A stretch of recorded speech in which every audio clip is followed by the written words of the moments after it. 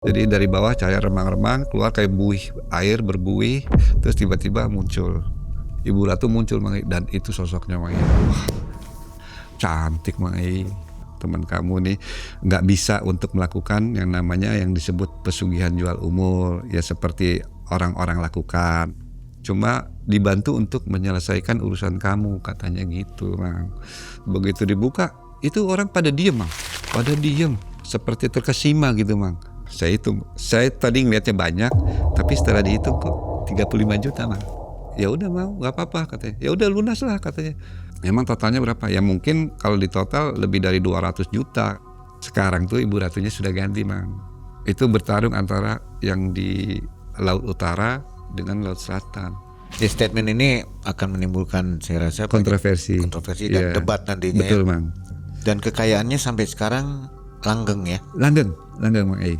Usahanya bagus. Usahanya bagus, lancar, alhamdulillah gitu. Alhamdulillah nggak ada kurbannya. Nggak ada, alhamdulillah nggak ada. Oke. Alhamdulillah nggak ada. Karena memang bukan pesugihan Mang I jatuhnya. Ya ini juga jadi tipis-tipis nih ya. Tipis ya. Bingung juga saya. Iya. Jadi ngeri juga ya pengalaman ini. Ngeri, Berapa kali dalam seumur hidup Kang Soleh mengantar orang melakukan cari duit istilahnya? Iya. Kalau untuk setahun itu Di pesisir pantai selatan angin berbisik tentram. Dua manusia datang karena mendapat petunjuk alam. Bisikan yang menuntun mereka pada sebuah misteri tentang sebuah ritual yang menjanjikan harta duniawi. Janji kekayaan terikat di bawah sinar bulan merah. Mantra dirapal mengikuti bisik yang tak pernah salah. Ritual dari petunjuk goib penuntun orang pasrah. Dijalani oleh Kang Soleh.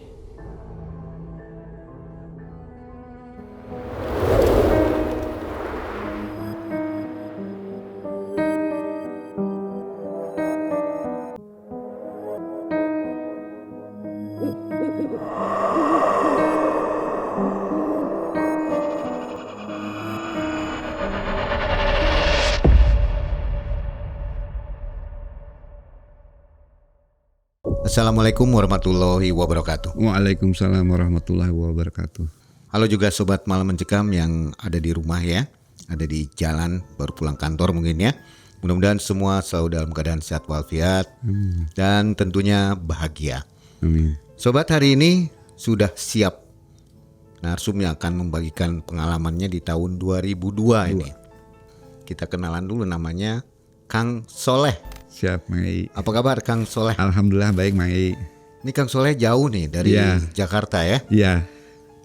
Sebelumnya terima kasih sudah Ya. mau bagikan pengalamannya di MM. Iya siap Mang I. Kang Soleh udah lama jadi pelanggan Malam Mencekam nih. 4 tahun lah, kurang lebih 4 tahun. Oh, udah lama ya? Lama juga. Terima kasih lagi. Sama-sama. Mudah-mudahan puas dengan tayangan Malam Mencekam ya. Wah sangat puas Mang I, sangat puas. Akhirnya punya kisah sendiri ya. Bisa sendiri sebetulnya. Dan ketemulah kita. Alhamdulillah. Menghubungi lewat WA ya. Waktu itu email dulu. Email. Awal pertama email, sebelum itu saya ada tahu ada WA-nya. Setelah tayangan keberapa gitu muncul ada nomor telepon WA-nya. Ya, di Iya. deskripsi juga kita Deskripsi, cantumkan. iya betul. Lama nggak responnya? 6 bulan kurang lebih. 6 bulan, 6 bulan. baru direspon. Direspon. Waduh, Nggak apa-apa. juga ya. Mungkin tertumpuk ya. Iya, mungkin saya lihat juga banyak narasumber juga yang Iya. mungkin sudah di atas saya mungkin. Iya. Skala prioritas Secara mungkin. prioritas itu. Tapi terima kasih lah sudah Ya, menunggu alhamdulillah. selama itu gitu ya. Siap, Mang I. Untuk sobat-sobat juga yang mau berkisah silakan hubungi admin, mudah-mudahan cepat diresponnya. Terima Amin. kasih. Amin. Kang Soleh apa kegiatan sekarang nih? Saya wira swasta. Wira Mang swasta. I. Wira swasta, iya. Untuk pembuatan company profile perusahaan-perusahaan baru gitu. Luar Mang I. biasa ya. Iya. Masih aktif? Masih aktif. Oke, nanti kita order aja. Siap. Kita order juga nih. Siap. Baik, Iya, Mang I. kejadian tahun 2002 Iya. mengantarkan temannya melakukan pesugihan. Sekian, betul. Nggak dicegah. Karena mendesak, Mang I. Karena teman itu selalu diteror oleh investor-investornya yang tertipu oleh perusahaan investasi di Jakarta waktu itu. Awal mula kejadian perusahaan investasi yang bodong atau yang menipu tuh dia korbannya di Jakarta itu. Ini pasti gede ya nilainya. Ya nggak gede sih Mang waktu itu, cuma 185 juta. Tapi uang dia ada 50 juta. Karena bukan uang dia sih, uang mertuanya yang dipakai. Jadi panik ya. Iya, jadi panik betul. Dan tiba-tiba datang atas petunjuk goib nih dari sosok yang datang ke Betul, Kang Mang. Soleh ya. Betul. Bagaimana Kang Soleh bisa mendapatkan kebisaan itu nanti kita cari tahu ya. Siap Mang. Baik, malam mencekam Semakin malam semakin mencekam. Kang Soleh.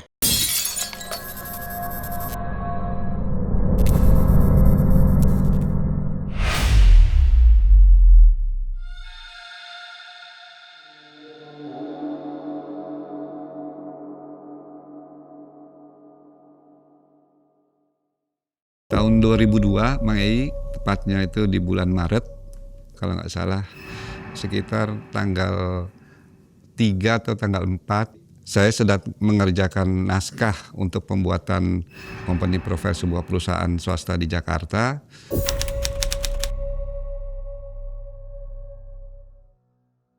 Saya begadang sampai jam setengah 1 malam tuh Mang Ei.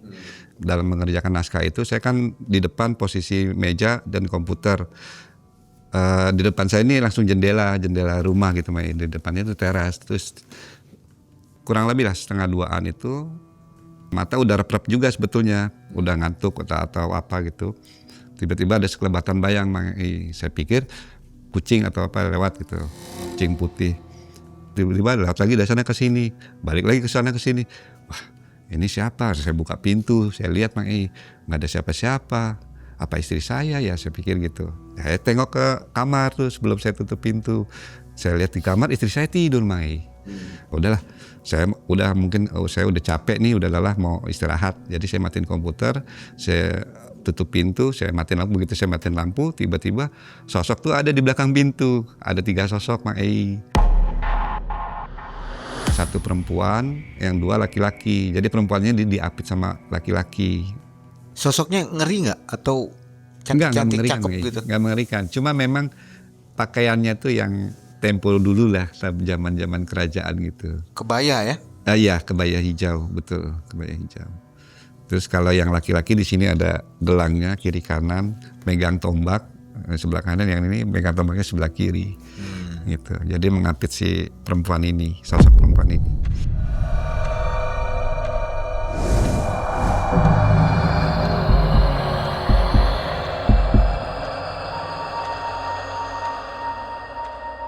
Mulanya dia ngucap salam, terus saya jawab salamnya, Waalaikumsalam, saya bilang gitu. Kamu siapa? Saya bilang gitu.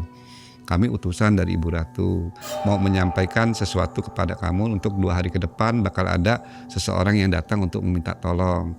Nanti tolongan itu kamu harus antarkan ke daerah Parangkusumo di Jogja. Interaksi seperti itu sebelumnya ada? Oh udah, Mang Ei. Memang sering? Ya, sering memang. Jadi bukan luar biasa itu ya? Bukan luar biasa. Memang kalau memang biasanya utusan-utusan itu selalu saya tahu gitu, jadi bisa wujud di depan saya gitu. Dapat dari mana Kang Soleh? Awalnya kebiasaan itu saya punya teman seorang spiritual dari Jawa Timur yang selalu saya ikuti selama ini gitu Mang Ei. Setiap ada pengajian, dia bilangnya pengajian, tapi kajian itu ya seperti pengajian spiritual gitu Mang Ei gitu. Ya, setelah itu Mang Ei dapat petunjuk tersebut, akhirnya saya bertanya-tanya siapa orangnya, saya bilang gitu. Tapi dia nggak mau nyebutin nama. Pokoknya ada seseorang, nanti kamu harus antar ke Parangkusumo sampai 2 kali. Terus saya sebutkan lagi, kamu utusan benar, utusan Ibu Ratu? Iya, kami utusan Ibu Ratu, dia bilang gitu. Ya udah, terus habis dari situ ucapin salam langsung hilang lagi, nggak ada.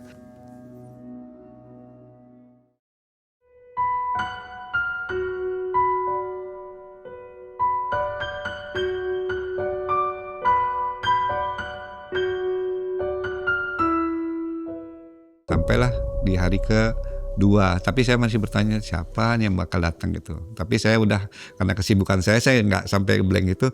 Baru saya lagi rapi-rapi mau jalan, mau ke perusahaan tersebut untuk menanyakan lagi naskahnya ini apakah udah sesuai atau tidak. Tiba-tiba ada ngetok pintu Mang Ei di rumah, sekitar jam 10 pagi itu. Assalamualaikum, dia bilang gitu. Terus saya bilang Waalaikumsalam. Saya bukain pintu, pas saya lihat, wah Sunaria nih. Mohon maaf nih Mang Ei, nama-namanya sudah saya samarkan semuanya, gitu, kurang lebih seperti itu. Saya bilang, wah apa kabar Sun? Lama nggak ini, waduh sombong lu udah sukses, saya bilang gitu kan. Kan setahu saya dia punya perusahaan konsultan sama kontraktor. Jadi waktu itu memang sudah lumayan lah, udah hebat lah, udah ada rumah, udah ada mobil sebagainya. Nah, wah hebat apanya dia bilang gitu. Gue lagi belangsak nih katanya gitu. Belangsak kenapa? Iya Kang, gue bener-bener ketipu katanya. Ketipu kenapa?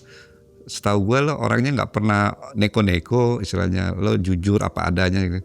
Iya nih, kayaknya waktu gue kemarin ikut investasi itu katanya.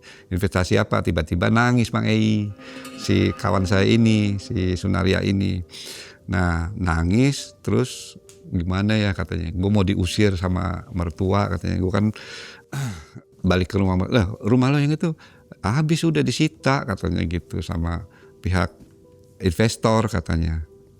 Emang totalnya berapa? Ya mungkin kalau di total lebih dari 200 juta katanya gitu. Jadi yang itu kan udah disita rumah sama itu ya harusnya kan selesai, tapi ini belum selesai juga. Dia ngelihat di rumah saya, depan rumah ada mobil, dia pikir saya juga udah sukses gitu Mang Ei. Saya memang 2 tahun kerja ini udah sempat kebeli mobil tuh Mang Ei, dalam artian pekerjaan begini. Terus teman saya juga ngelihatnya saya sudah sukses, akhirnya dia bilang pinjemin lah Kang, saya pinjam duit katanya. Berapa? Saya bilang gitu. 180 lah, kalau nggak 150 lah saya pinjam. 150 apa? Saya bilang gitu, 150 juta. Waduh, saya bilang saya nggak punya duit segitu, saya bilang. Saya pikir 1 juta, 500 ribu saya kasih sekarang, saya bilang gitu kalau mau segitu. Terus gimana bantu saya? Ya gini aja deh, kalau memang mau ya, itu BPKB saya bilang, saya gadein, saya bilang gitu, mobil nggak apa-apa dah. Tapi itu juga nggak laku, saya bilang gitu, cuman dapat 50 palingan, nggak dapat 100 lebih, saya bilang gitu, harganya mobil juga nggak sampai segitu. Waduh gimana dong Kak, masih kurang banyak. Ya, terus saya bilang, ya udah saya bisanya cuma bisa bantu itu, nggak bisa bantu yang lain, saya bilang gitu. Memang nih Mang Ei, si Sunaria ini kawan kental saya lah ibaratnya dalam hal suka dan duka lah istilahnya gitu. Tiba-tiba saya teringat sama yang pesan Ibu Ratu itu, Mang Ei, yang saya disuruh nganter dia ke sana, ke Parangkusumo gitu. Kamu mau nggak? Ini Ibu Pantai Selatan nih, saya bilang. Wah pesugihan ya? Ya mau nggak? Saya bilang gitu. Kalau nggak mau ya udah. Kalau Kang Soleh yang mau katanya yang ini. Loh kok saya bilang gitu. Lu kamu yang perlu kok. Jadi kamu yang harus inilah yang apa namanya jadi pelakunya, bukan saya. Nanti juga Ibu Ratu di sana juga pasti tahu siapa yang perlu, siapa yang butuh, sama siapa yang enggak. Saya bilang gitu. Saya nggak punya uang, Kang Soleh gimana nih Kang Soleh? Ya udah gini aja lah. Semuanya berangkat, pokoknya biaya saya. Nanti kita ntar kalau misalnya kamu sukses, kamu hasil di sana ya tinggal hitung-hitungan aja, saya bilang gitu sama dia. Saya pikir-pikir dulu, jangan pikir-pikir. Di rumah udah ada yang nunggu tuh besok, saya bilang gitu, yang nungguin kamu. Iya juga ya, gimana ya, dia bilang. Akhirnya Sunaria itu bilang, ya udah Kak, atur jadwal aja, kapan saya mau berangkat. Nah gini aja, sekarang kan hari Rabu, saya bilang. Kita besok jalan, saya bilang gitu sama Kak Sunaria ini. Jadi nanti supaya kita ngejar di malam Jumat. Nah kebetulan malam Jumat besok malam Jumat Kliwon, saya bilang gitu. Dan tepat lagi itu 1 Suro, saya bilang gitu. Malam 1 Suro nih tanggalannya. Akhirnya ya udah sepakat. Dia pulang dulu. Tapi bener loh ya, nanti gue tunggu sampai malam nih. Kita jalan malam, saya bilang gitu. Oke berangkat katanya. Siap. Udah dia pulang, izin sama istrinya. Terus tengah malam jam 10:30 lah, 10:30 itu datang ke rumah. Assalamualaikum Kang, saya udah siap nih. Kata. Oh ya udah kita berangkat. Ya udah rapi-rapi, saya pamit sama istri, terus kita berdua jalan langsung ke sana Mang. Nah kita jalan ke sana tuh Mang lewat jalur selatan, nggak lewat Pantura Mang ke Jogjanya. Jadi jalur selatan tuh lewat Bandung gitu Mang, lewat Ciamis, lewat Majenang gitu Mang. Nah selama perjalanan itu enak tuh Mang, gak ada gangguan apa-apa. Terus begitu saya sampai di Tasik, jalan layang Raja Polah itu Mang, pas naik ke atas jembatan Raja Polah itu, pas turun tiba-tiba ban mobil meledak Mang. Ban mobil depan kiri. Itu meledak, sampai oleng gitu Mang. Wah, sambil kenapa ini? Kenceng juga meledak Mang.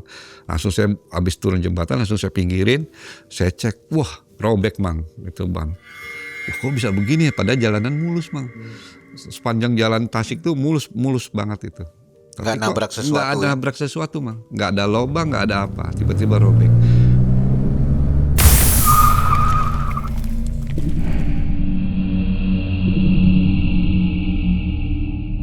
Kebetulan ada ban serep, tapi ban serepnya kecil Mang, beda itu jadinya.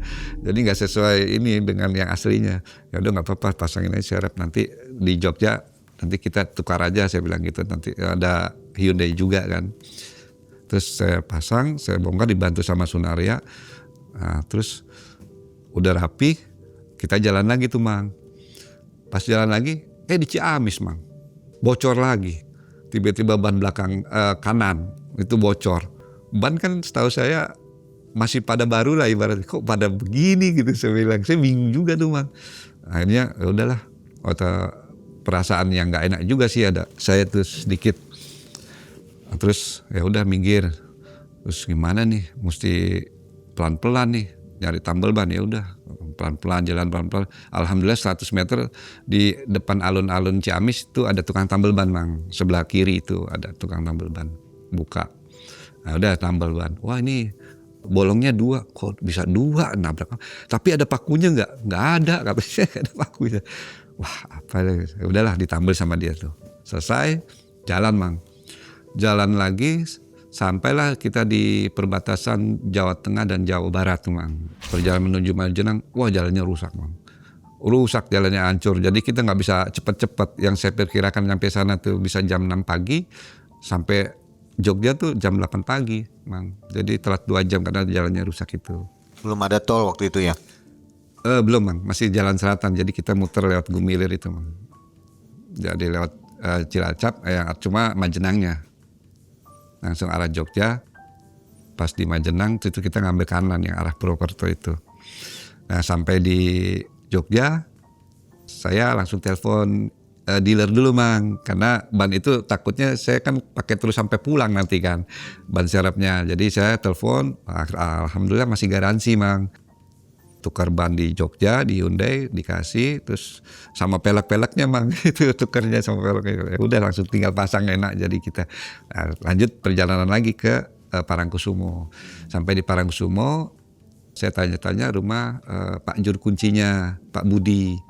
Saya kenal sama Pak Budi ini dulu waktu saya sama teman saya tuh waktu berziarah lagi ke Parangkusumo ini sudah kenal dengan Pak Budi. Oh ini. sudah kenal. Ya sudah kenal Mang sudah lama gitu. Jadi Pak Budi ini memang turun temurun dari kerajaan, ditunjuk sama kerajaan untuk menjadi juru kunci di Parangkusumo, Cepuri Parangkusumo khususnya gitu. Tapi itu sudah saya samarkan nama aslinya gitu Mang. Akhirnya saya ke rumahnya Pak Budi. Sampai di sana, Assalamualaikum Pak Budi ada? Oh ada katanya. Lagi istirahat. Oh iya. Ketemu Pak, mohon maaf, mau minta tolong bisa nanti malam Jumat ada acara saya sama teman saya di pantai. Oh boleh katanya gitu. Bisa katanya. Apa aja Pak syaratnya? Mohon maaf. Ini apa? Mau apa? Katanya gitu. Gini Pak, teman saya ada kesulitan gini. Maksudnya untuk bisa menyelesaikan masalahnya. Oh ya udah katanya gitu. Ya nanti saya tulis ya, nanti kamu beli katanya. Ya udah. Terus ditulis lah sama Pak Budi itu syaratnya ayam bekakak, terus kembang 7 rupa, kelapa muda, terus jajan pasar 7 macem, terus sama tampahnya itu Mang yang buat naroknya itu. Udah itu sama hiyo 1 bungkus. Singkat cerita, malam hari Kamisnya kita pesen dulu nih nyari ayam bekakak. Nggak ada yang jual Mang ayam bekakak tuh waktu itu zaman itu. Maksudnya yang umum di pasar tuh nggak ada. Adanya ayam bakarnya yang terkenal itu yang Bu Suharti ya Bu Suharti. Akhirnya ya udah terpaksa kita beli di situ. Mau nggak ya? Saya gitu kan pikiran. Apa terlalu mewah takutnya kan. Ya udahlah beli aja lah. Gitu. Akhirnya beli. Udah beli terus komplit semuanya. Terus ke rumah Pak Budi lagi. Pak ini udah komplit. Ya udah simpan katanya. Nanti saya malam Jumat udah ada di sana katanya. Ternyata memang bener Mang. Malam Jumat Kliwon itu satu suro semua kuncen-kuncen pada kumpul Mang. Itu di sana di Parangkusumo. Nah, karena memang menyambut malam satu suro itu Mang. Itu banyak juga yang ziarah tuh yang datang ke sana. Ketemulah Pak Budi, Pak gimana? Ya udah. Nanti jam 10 udah standby di bibir pantai katanya. Standby bibir pantai untuk berdoa lah katakanlah. Tapi duduk aja dulu, nanti saya datang ke sana. Saya langsung ke pantai sama Sunaria, terus jalan sambil bawa itu yang dibawa sesajinya itu. Terus saya taruh di depan bibir pantai. Memang kalau di keanehan itu air laut itu Mang dari bibir pantai itu jauh Mang, sekitar kurang lebih 3-4 meteran dari itu, jadi agak nyaman jadi kita untuk bertirakat di situ Mang. Nah akhirnya udah situ kita bertirakat juga, kita juga bukan sendirian Mang, banyak padepokan lain tuh yang melakukan spiritual itu, ada perguruan silat, ada apa gitu Mang di situ. Jadi ada suara-suara itu, ciat segala macam lah istilahnya gitu. Nah, tapi setelah jam 12 malam hening Mang. Hening, nggak ada siapa-siapa. Barulah kuncennya datang. Pak Budi datang, langsung duduk di samping saya, terus langsung bicara sama saya. Kang Soleh, nanti Kang Soleh bicara aja, baca doa yang sebisanya sama temannya. Nggak usah bicara apa-apa, sama temannya nggak usah ngobrol katanya. Berdoa aja katanya. Selama saya belum selesai, masih terus baca Al-Fatihah boleh, Al-Ikhlas boleh katanya gitu, silahkan. Sebab beliau juga kan Muslim katanya gitu, kata Pak Budinya. Oh gitu ya Pak, iya. Yang Muslim maksudnya siapa ini? Ibu Ratunya. Oh Ibu Ratu. Iya Ibu Kata Ratunya. kuncinya dia kata Muslim. kuncinya Muslim, iya gitu. Oke. Jadi saya berdoa dengan Al-Fatihah boleh, pakai Al-Ikhlas boleh gitu. Nah, kalau kuncinya untuk membukakan gerbang dan sesuai dengan maksud kawan saya itu untuk menyelesaikan masalahnya Mang. Kuncen udah selesai di bibir pantai itu sama teman saya, dikasih tahu, Kang Soleh saya pamit ya, saya sudah selesai dan Kang Soleh sudah diterima katanya gitu sama ibu katanya, diundang. Nanti akan ada petunjuk lagi dari beliau katanya. Jadi saya disuruh meninggalkan Kang Soleh dan temennya katanya gitu. Oh udah Pak, udah. Oh iya deh makasih. Terus saya buru-buru deh istilahnya sebagai ucapan terima kasih, saya nyecepin sama Pak Kuncennya itu sebagai tanda terima kasih, saya bilang gitu. Nah, terus oh apa ini kata Kuncen. Udah Pak sebagai tanda terima kasih, makasih banyak. Wah Kang Soleh repot-repot. Ya udah makasih ya katanya gitu. Nah, akhirnya udah Pak Kuncennya pergi, tinggal kita berdua Mang. Dan itu sesepi-sepinya malam, sesunyi-sunyinya malam itu Mang. Kita berdua merinding di situ karena udah nggak ada aktivitas orang-orang di situ lagi Mang. Ini pada kemana orang-orang gitu kan, yang tadinya ramai gitu, seperti ada perguruan silat itu teriak-teriak siat gitu. Jadi hening Mang, hening sama sekali.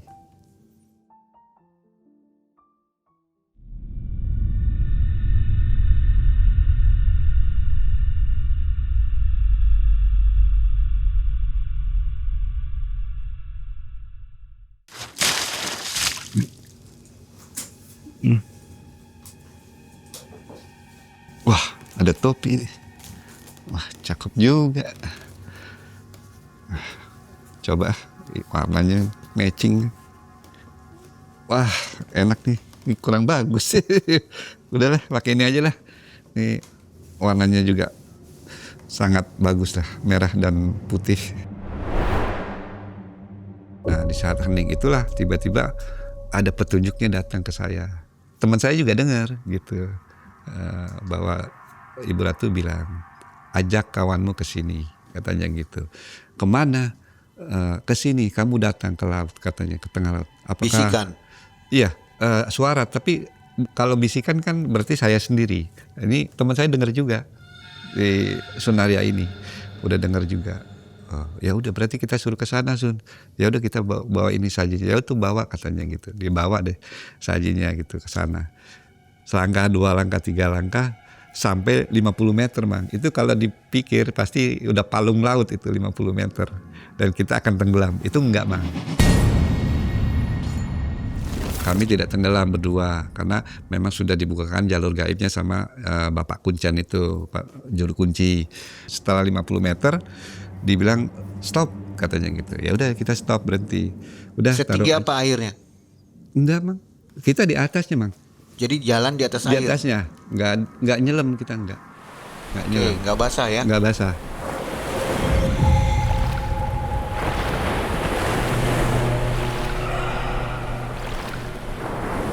Di tengah laut itu suruh udah stop gitu, ya udah stop, suruh taruh ya kita taruh saja itu di depan. Terus datanglah bicara tuh beliau, keluar Mang sosoknya, jadi seperti cahaya remang-remang.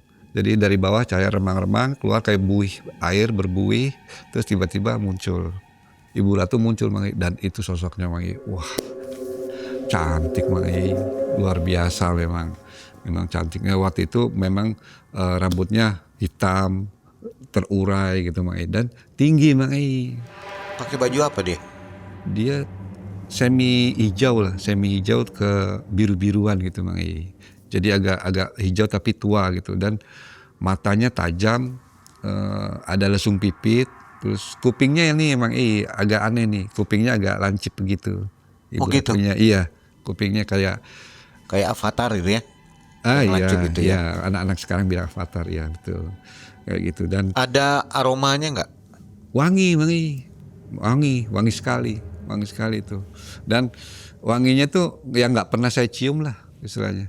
Bukan wangi kemenyan, bukan wangi minyak duyung atau apa, bukan. Itu wanginya wangi mistis Mang. Itu sangat sepi-sepinya malam, sunyi-sunyinya malam itu Mang.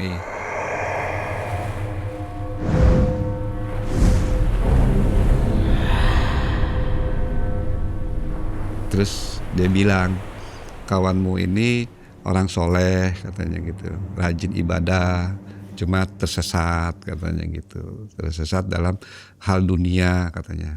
Jadi dia jual perusahaan untuk berinvestasi Mang, itu yang salahnya katanya gitu, melakukan kesalahan. Dan apa yang sering ditawasilin sama dia, saya kena kena sebut katanya gitu, kata Ibu Ratu. Makanya saya kirim utusan ke kamu katanya gitu. Oh gitu Bu, saya bilang gitu. Iya katanya, kamu ini orang soleh, teman kamu nih nggak bisa untuk melakukan yang namanya yang disebut pesugihan jual umur, ya seperti orang-orang lakukan katanya gitu. Jadi ya saya hanya bisa menyelesaikan masalah aja katanya gitu Mang. Saya bantu katanya gitu untuk teman kamu. Ya udah, kamu ke sana nanti gali pasir katanya gitu di bibir pantai sana di Parangkusumo. Oh ya udah Bu, kalau gitu saya siap untuk melaksanakan perintah. Ya nanti dayang-dayang saya yang akan ke sana katanya gitu.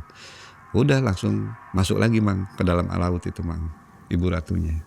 Menghilangnya pun seperti buih lagi gitu. Ada buih lagi, dia menghilangnya kembali lagi ke dalam Mang. Tanpa kereta kencana itu. Jadi dia memang nggak, kalau kita udah ke tengah, sepertinya dia nggak mau nunjukin bahwa dia naik kereta kencana, enggak. Hanya dia sendiri langsung anggun Mang. Jadi nggak ada angin Nggak, gitu ya? nggak ada. Itu malah nggak ada angin Mang. Kita Ombak besar nggak? Enggak Mang, tenang, Omang tenang, nggak ada seperti bergelombang gimana, nggak ada, tenang. Nah udah itu saya jalan lagi balik, nggak basah sama sekali kaki Mang. Itu istilahnya, sama teman saya juga nggak basah. Teman saya sampai heran, wah kamu sakti juga ya Kang katanya. Bukan saya mah nggak sakti, itu yang sakti ya Ibu, saya bilang gitu. Karena kan kita udah mungkin dikasih jembatan gitu loh, paling gitu aja gitu. Terus sekarang kita laksanain tuh, mumpung gelap nih, memang gelap banget Mang. Itu sesunyi-sunyinya malam itu Mang. Kita gali pasir tuh berdua sesuai dengan arahan yang dari teman yang di Jawa Timur. Kalau mau bertemu dengan saya harus sendiri kan gitu Mang ceritanya. Ya udah, akhirnya saya gali sepinggang tuh, sampai sepinggang tuh, cukup ukuran satu orang. Terus udah itu, terus yang dipocongin siapa? Dia nanya si Narya, ya lu lah, saya bilang gitu. Emangnya gua, kan bukan gua yang nyari ini. Ya lu lah. Oh ya udahlah sekarang. Tapi jangan jauh-jauh, Ya suruhnya kan jauh, nggak boleh dekat-dekat, ya kan harus sendiri, saya bilang gitu. Ada 20 meteran lah, Mang, saya ninggalin dia. Tapi saya pocongin dulu. Udah selesai ceritanya, saya langsung naik ke atas, terus saya tinggal 20 meter, Mang. Saya intip dari balik gundukan pasir itu, saya liatin semenit, 2 menit, hampir setengah jam sampai 15 menit, setengah jam. Tiba-tiba cahaya putih sama hijau keluar, Mang, dari tengah laut itu, Mang. Menghampiri Sunaria itu, Mang. Saya ngeliat cahaya putih sama hijau itu berubah jadi kain gitu, Mang, seperti kain membentang gitu di atas lubangnya si Sunaria itu. Terus saya lihat, perhatiin gitu kan. Terus dia bilang iya, katanya gitu. Iya, enggak, iya. Saya dengar suara itu, Mang. Sunaria tuh mungkin lagi ditanya-tanya gitu ya sama itunya, dayang-dayangnya Ibu Ratu. Udah itu langsung, wah, saya punya perasaan sukses nih, saya bilang gitu. Wah, alhamdulillah nih, saya bilang gitu kan.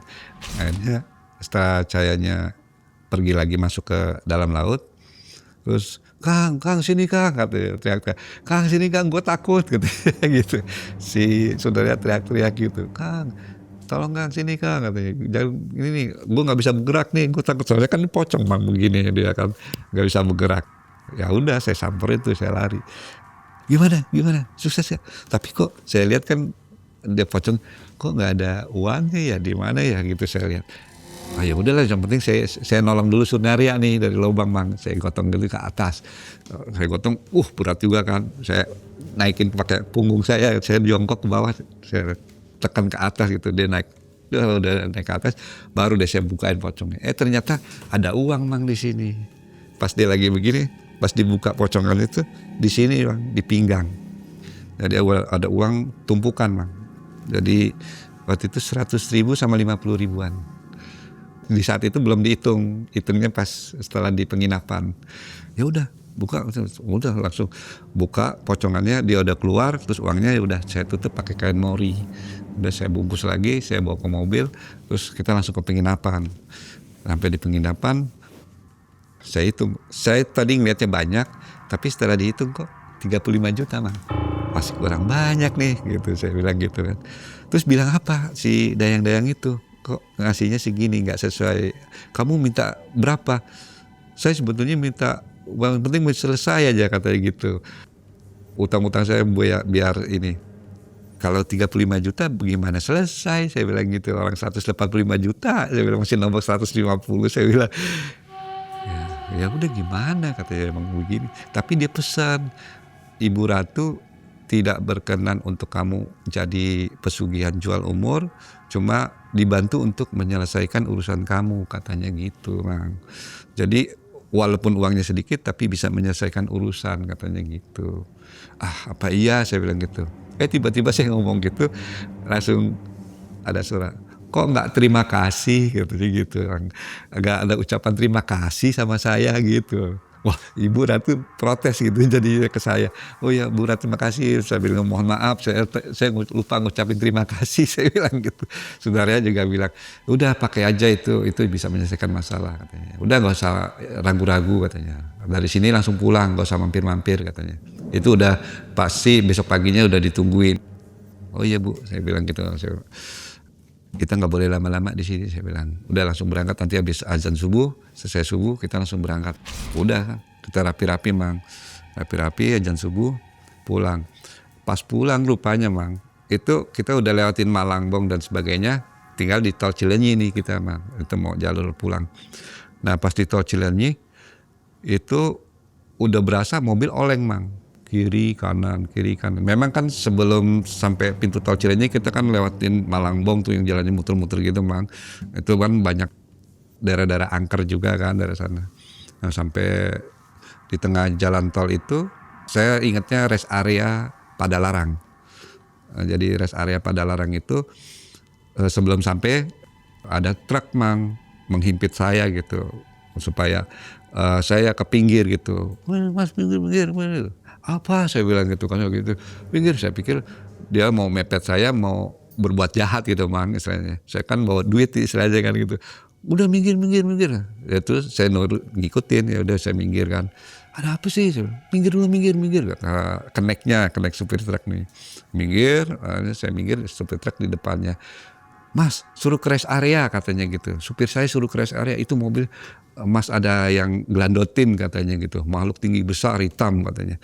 Wah yang bener saya bilang gitu. Oh pantesan mobil oleng gitu, maunya ke kiri aja. Lama-lama saya bisa ke jurang gitu di tol Cileunyi. Dia lihat gitu. ya?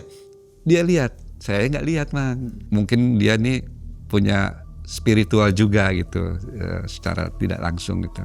Mas beli itu mas katanya, beli aqua, nanti saya tolongin katanya.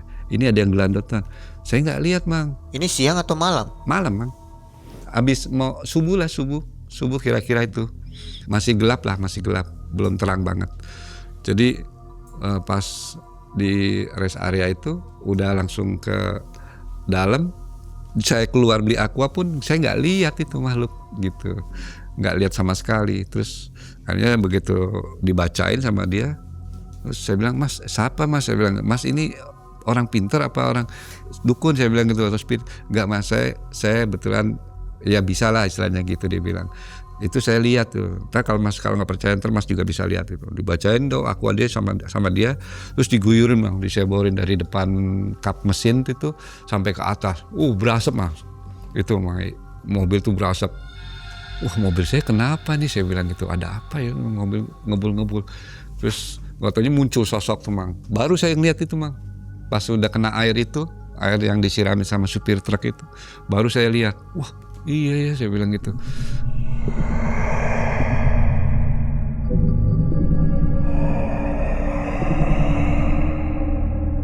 Mas, ini bawa apa sebenarnya katanya gitu. Pasti mas bawa apa-apa nih, kata supir truk nih. Supir truk tahu, enggak bawa apa-apa, saya kan berbohong karena ini menyangkut masalah uang kan. Saya takut juga dia juga niat jahat atau apa kan. Enggak mas, gini, mas kalau bawa sesuatu ngomong aja sama saya nggak akan berbuat jahat kok. Saya ikhlas kok nolong mas. Bawa apa mas? Bawa uang dari siapa katanya gitu. Dari Ibu Ratih. Oh pantas katanya gitu Mang, kata dia.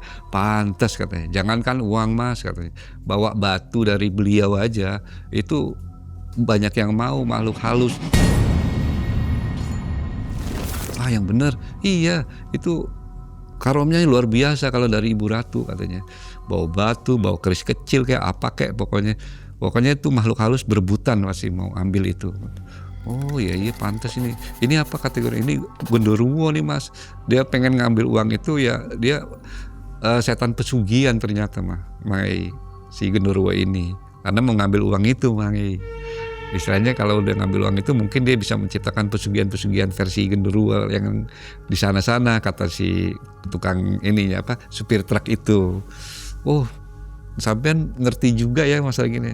Ya alhamdulillah lah kalau masalah gini saya ngerti, dia bilang gitu. Ya udah mas, ini buat nolong uang teman saya nih, saya bilang lagi. Oh iya, ini berkah mas. Mau utang berapapun pasti lunas pakai uang ini katanya gitu, kata si supir truk ini. Nah singkat cerita ya sudah itu kita kenalan tulis nama, kenalan. Dia juga kasih nomor telepon, saya juga ngasih nomor telepon. Terus udah dia pamit, saya ngucapin terima kasih banyak, saya bilang gitu. Saya mau kasih uang pakai itu, dia bilang jangan kasih uang itu, saya nggak mau kan. Gitu makanya. Ya udah saya bilang pamit ya. Dia berangkat, kita terusin perjalanan tuh Mang. Udah aman tuh Mang dari situ Mang, daripada larang itu. Nah sampai di Cikampek, masuk lagi tol dalam kota. Dia masih belum ini Mang, si Sunaria ini masih ragu dengan hasil yang tidak sesuai ekspektasi itu gitu Mang. Kata Sunaria, selama ini Kang sering suka nganter orang ke Parangkusumo, gimana? Ya biasanya kalau rezekinya bagus banyak dapatnya, saya bilang gitu. Saya pikir juga kamu dapatnya banyak Sun, saya bilang gitu. Ternyata tidak sesuai ekspektasi karena ngomongnya hanya untuk menyelesaikan masalah gitu, tidak bicara tentang harta, nilai rupiahnya tidak disebutkan gitu. Oh ya udahlah, ya udah ntar gimana ntar deh katanya.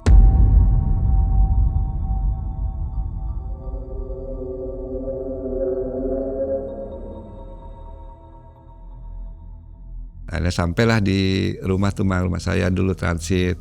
Dia masih deg-degan nih Mang, minta diantar sama saya untuk sampai pulang ke rumah. Ya di rumah saya ngobrol dulu saya sama istri kan, ngopi dulu istilahnya sebelum ke rumahnya Sunaria.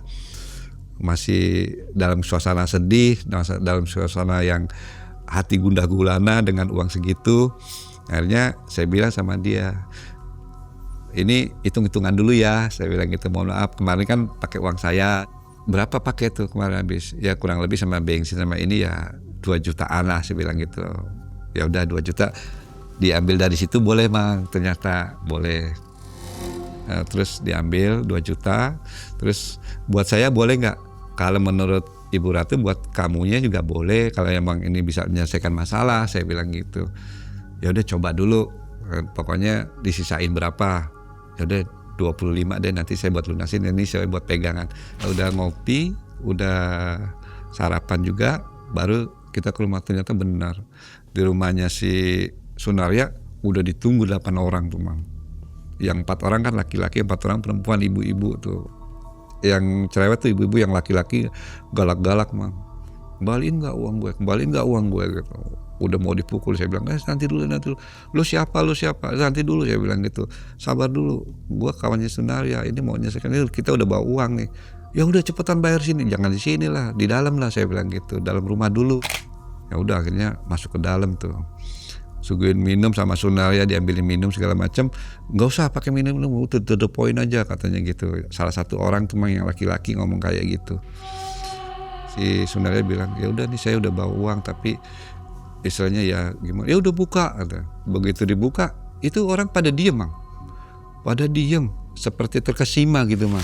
Itu anehnya di situ.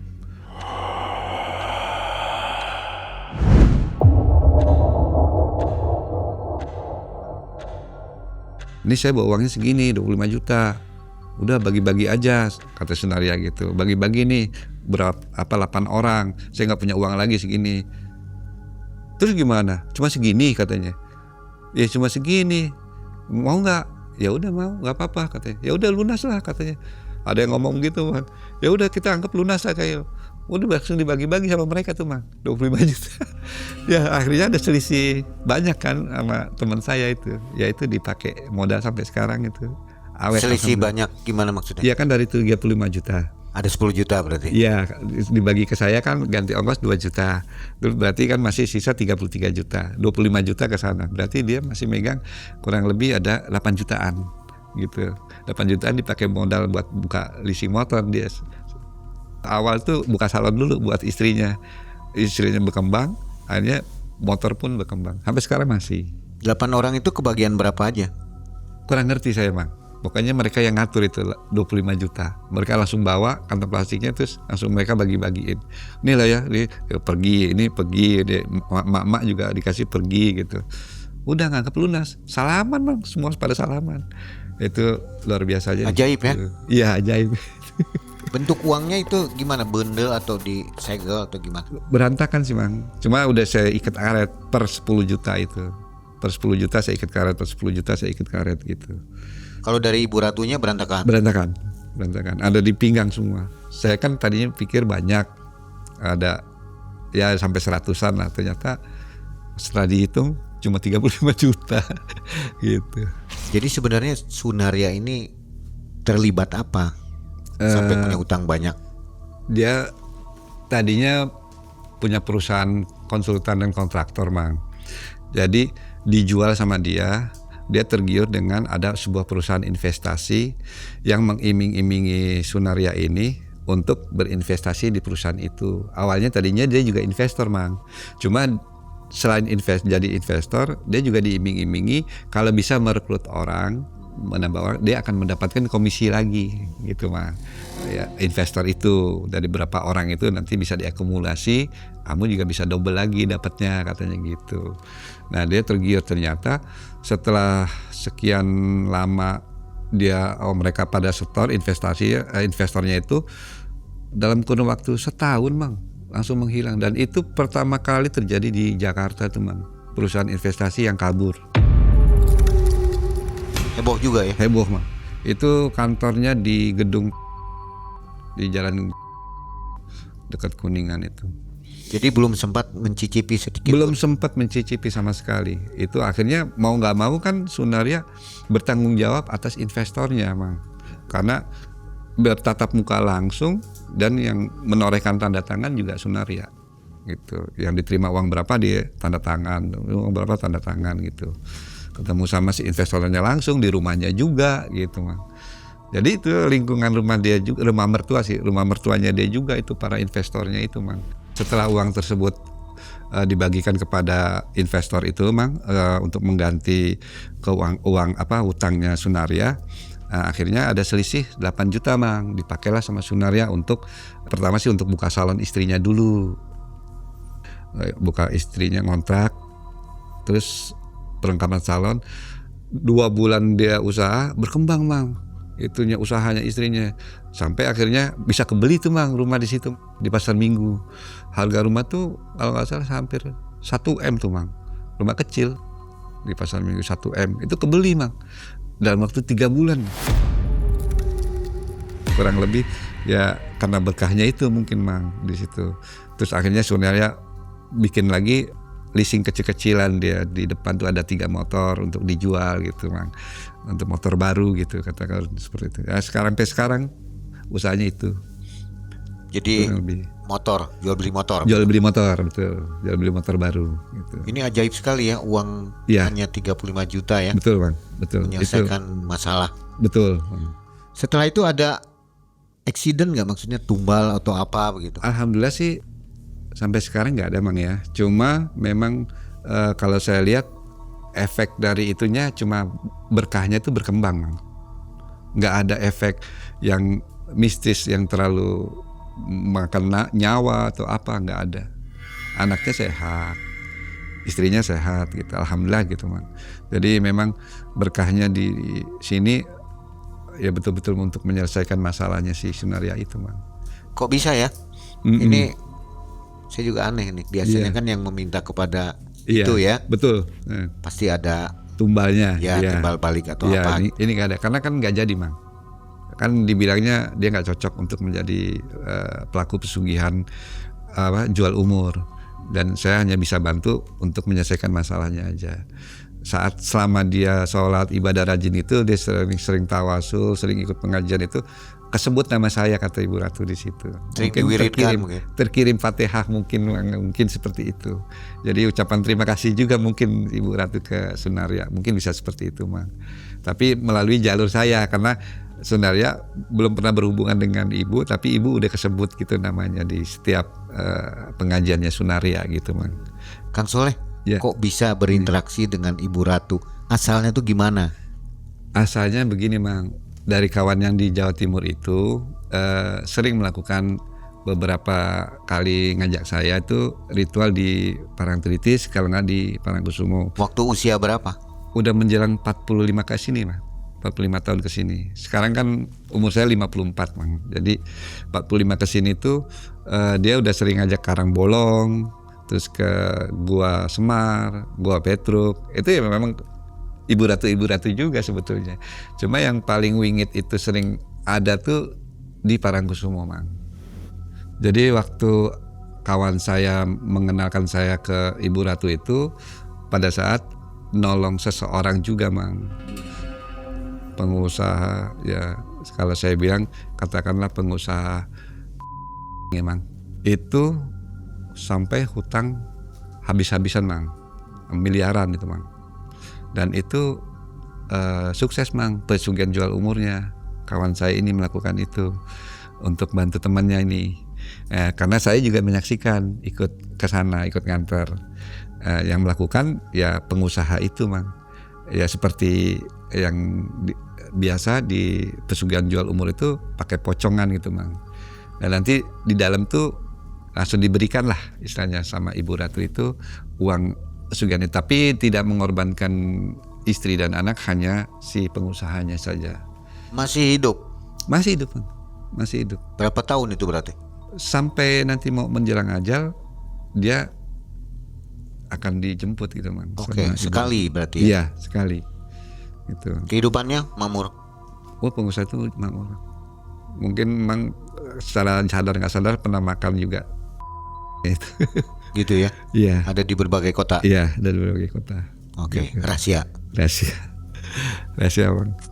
Bisanya ketemu sama Ibu Ratu tuh karena kawan saya ini mengenalkan tim yang dibawa sama kawan saya ini kepada Ibu Ratu, bahwa saya ini sebagai pengikutnya dia, terus ada lagi teman saya juga sebagai pengikutnya dia, dikenalin semua bang sama Ibu Ratu, siapa-siapanya lah istilahnya, sampai saya ke sana tuh waktu ngantar Sunaria itu sampai bisa diizinkan seperti itu gitu bang. Artinya kita pernah silaturahim lah istilahnya secara fisik, secara doa begitu. Jadi sama Ibu Ratu kita sudah dikenali gitu bang.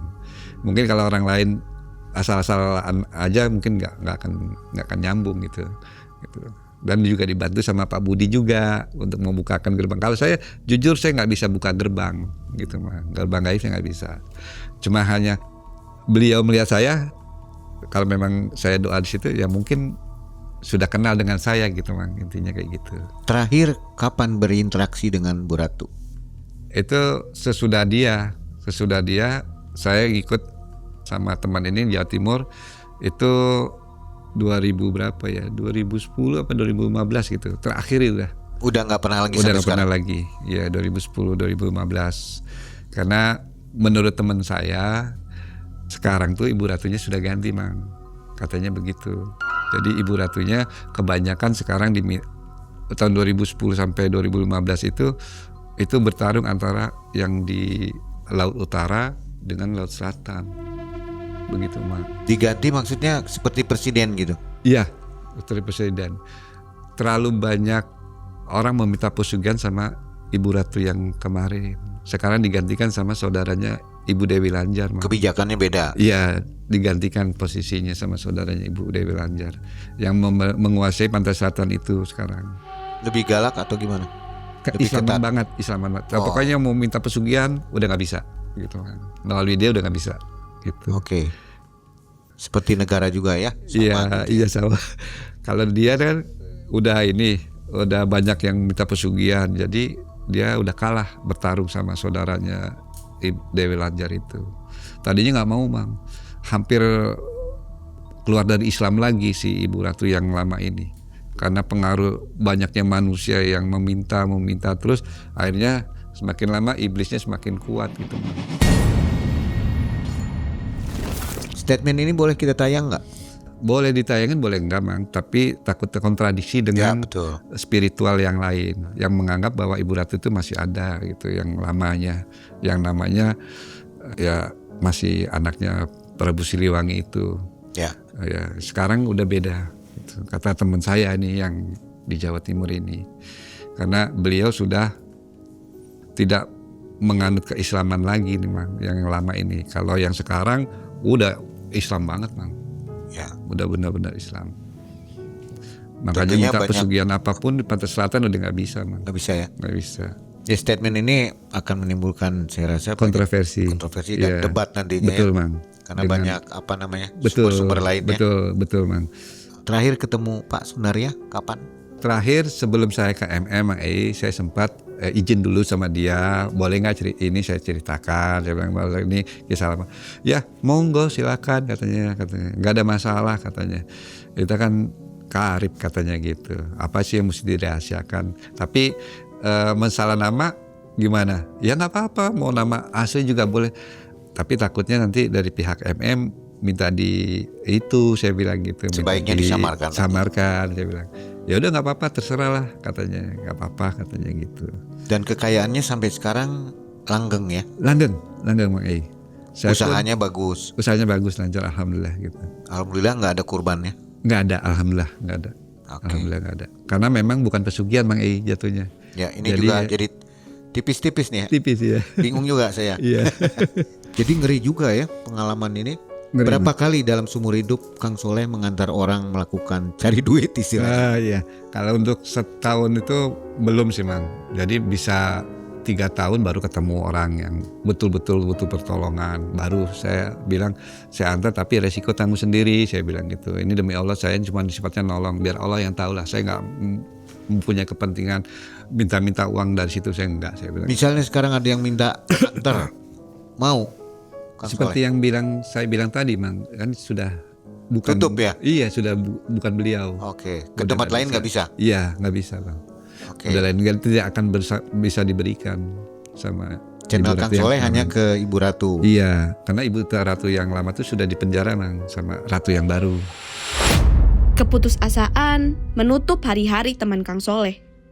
Hutang dan doa berjalan beriringan. Hingga 3 utusan dari pantai Parangkusumo datang. Membawa undangan dari sang Ibu Ratu. Langkah mereka tak tenggelam. Seolah laut mengizinkan untuk bertamu.